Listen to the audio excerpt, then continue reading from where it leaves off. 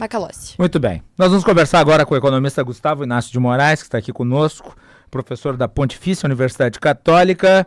Vamos falar sobre esse dia calamitoso nos mercados globais e tentar entender o que se passa na cabeça do presidente Donald Trump. Gustavo Inácio, é um prazer recebê-lo aqui no programa. Boa tarde. Boa tarde, o prazer é meu. Uma saudação a todos que nos ouvem. Um prazer estar com vocês. Por que os americanos agora acham que a globalização que eles sempre defenderam é um mau negócio?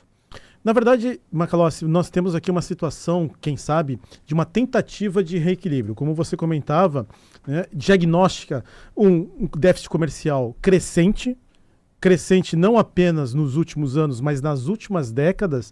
Já são quase 50 anos, especialmente com relação à China, em que os Estados Unidos têm um déficit comercial crescente e que, né, somado a um déficit governamental, vai consumindo aquilo que nós chamamos de uma poupança da sociedade americana. Na medida em que você tem que realizar mais compras no exterior, na medida em que você tem que gastar mais enquanto governo, a sociedade americana vai sendo onerada e isso vai comprometendo a médio e longo prazo o crescimento econômico dos Estados Unidos. Quando a gente assiste crescimento econômico na casa de 2,5%, 2% na economia dos Estados Unidos, ao passo que países no Oriente, países naquilo que a gente chama de bacia do Pacífico, crescem a uma taxa de 4%, 5%, nós começamos a projetar uma desvantagem competitiva dos Estados Unidos no longo prazo.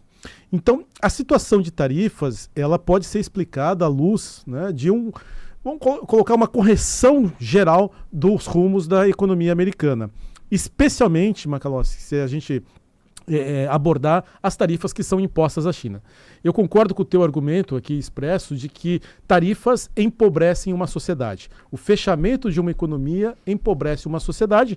A gente tem um exemplo aqui do lado, a Argentina, que era uma das sociedades mais ricas na virada do século XIX para o século XX, optou por um caminho de fechamento econômico, especialmente a partir de 1930, né, nos efeitos da grande crise mundial de 29, e empobreceu como consequência desse fechamento econômico.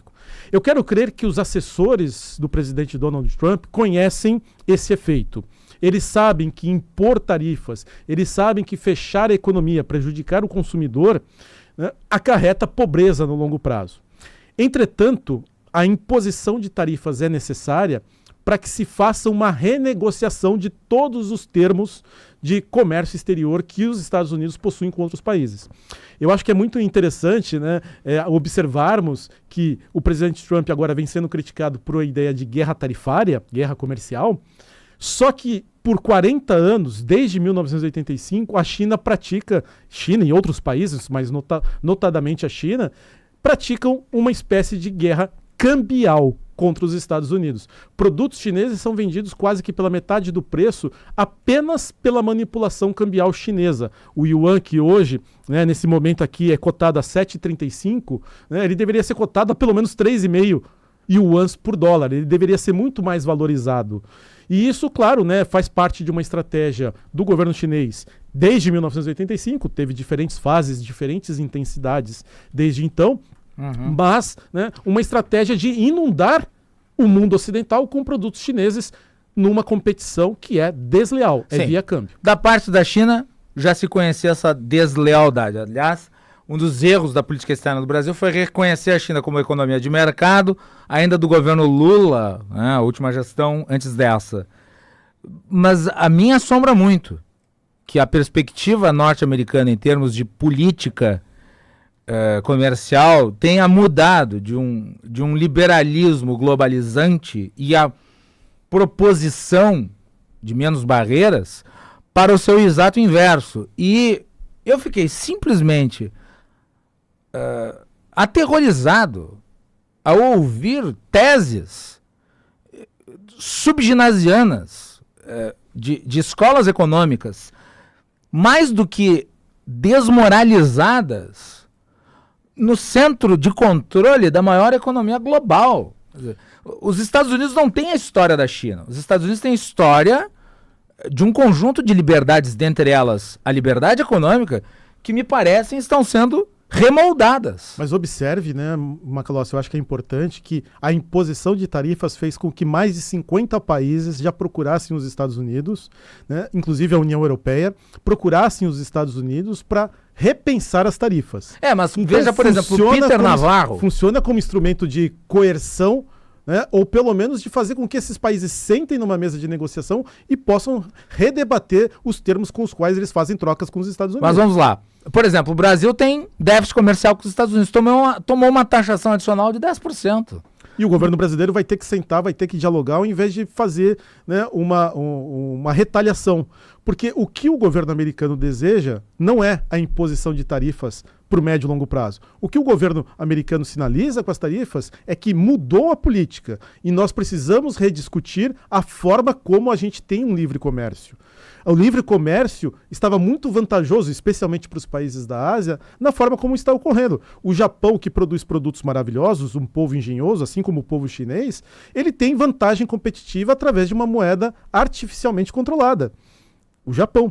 E aí você tem carros japoneses, fora de dúvida que são carros de qualidade, competindo com produtos americanos, competindo com produtos europeus, muito mais baratos e artificialmente mais baratos.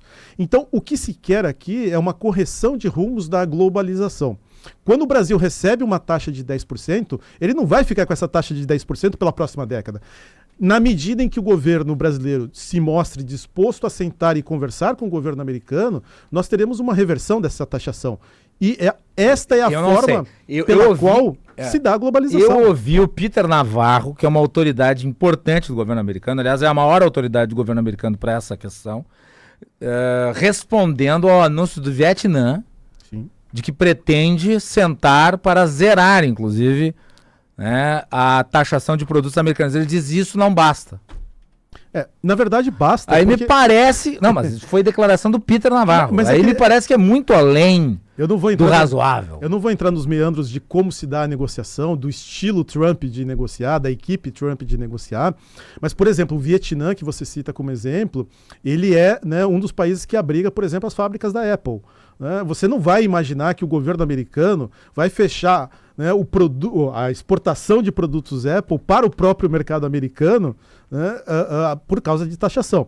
Então, outra autoridade que eu ouvi... Todas essas questões, Macalossi, elas são importantes porque o governo Trump, isso nós poderíamos discutir em uma perspectiva ainda de sociedade, o governo Trump elegeu a China como inimigo. Sim. Isso é um conceito que a gente vai ter que discutir. Sim. E o que se quer aqui é, se o Vietnã sentar para conversar, se a Indonésia sentar para conversar, se a Índia sentar para conversar, todos esses países, em algum sentido, esvaziarão a indústria chinesa.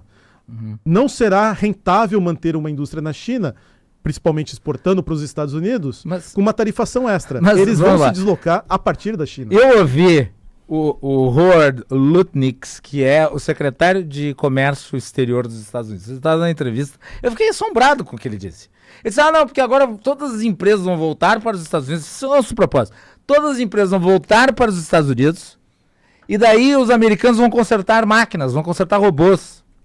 Eu duvido que isso vá acontecer. Também duvido. E o preço para os consumidores finais? Quanto que custa produzir um iPhone nos Estados Unidos só com maquinário americano? Eu também duvido. Vai subir, hoje custa $1.000, vai custar $30.000. Guilherme, isso não vai acontecer. O que vai acontecer aqui é que os termos vão ser renegociados. O que é barato para o consumidor americano, o que é, aliás, caro para o consumidor americano nesse instante, vai se tornar ainda mais barato. Desde que esses países que fazem uma competição desleal via câmbio, incluindo o Brasil, incluindo o Japão, incluindo a Coreia, incluindo países que são alinhados historicamente com os Estados Unidos, rediscutam os termos de comércio com os Estados Unidos.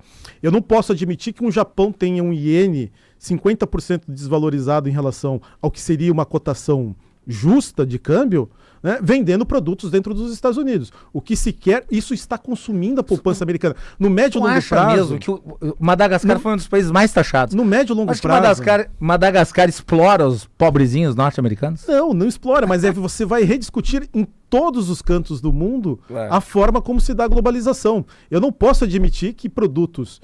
especialmente os produtos asiáticos, cheguem de forma artificial competitiva no mercado americano. E os Estados Unidos, ao contrário de outros países, têm esse poder de fazer renegociar.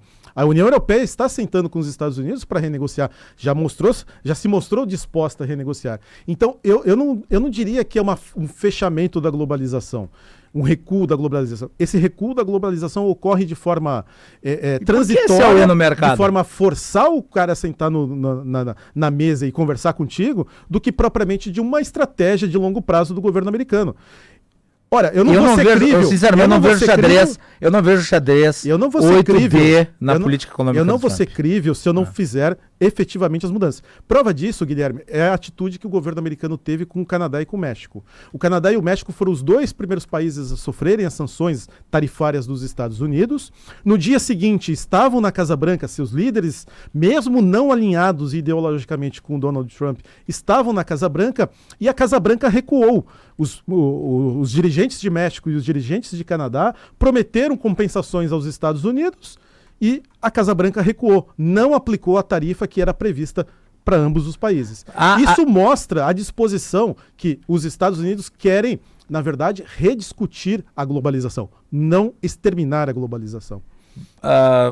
Eu queria pegar um gráfico aqui antes pra gente ir para a parte final da entrevista, um gráfico que foi publicado aqui com base no Banco Mundial, que mostra o uso das tarifas pelo mundo. Tá na live para quem quiser acompanhar. Daqui a pouco, porque temos um delay aqui em relação ao vídeo, mas vocês vão ver, quanto mais vermelho o país, maior o uso das tarifas de importação, quanto menos vermelho, quanto mais rosado, mais salmão, né, vocês vão acompanhar, menos tarifas de importação. E curiosamente, quanto menos vermelho, mais salmão, mais desenvolvido. Os Estados Unidos não estão indo pela lógica ao contrário? Não estão, Guilherme. Eu insisto que essa é uma política transitória. É por isso que o Donald Trump, inclusive, escolheu fazê-la no início do mandato. Se ele fizesse essa política a partir de meados do mandato ou do final do mandato, ele se comprometeria em relação aos seus eleitores. O que ele está tentando fazer é uma política de início de mandato que vai ter o seu custo, tem a sua dor, tá aí os mercados financeiros se desvalorizando, né? Tem uma reprecificação de todos os ativos globais, mas que ela tem uma lógica dentro de uma necessidade de se rediscutir a forma como, né, a poupança americana, esse déficit comercial, esse déficit naquilo que a gente chama de bens e serviços, ocorre em relação ao mundo. Quando você tem um déficit em transações correntes, você está abrindo mão, né, da sua poupança. Esse é um resultado já consagrado, né, o nosso ouvinte, quem está nos acompanhando na live percebe ali, esse é um resultado consagrado. Aqueles que têm livre comércio, aqueles que tendem ao livre comércio são mais desenvolvidos. Eu tenho certeza que os assessores do Donald Trump conhecem esse resultado. Só que conhecendo esse resultado e abusando desse resultado, vários países tomaram vantagem em relação aos Estados Unidos. E nós temos que tomar esse cuidado. Vez por outra, nós temos que rediscutir as bases com as quais as nossas relações são construídas. Última pergunta.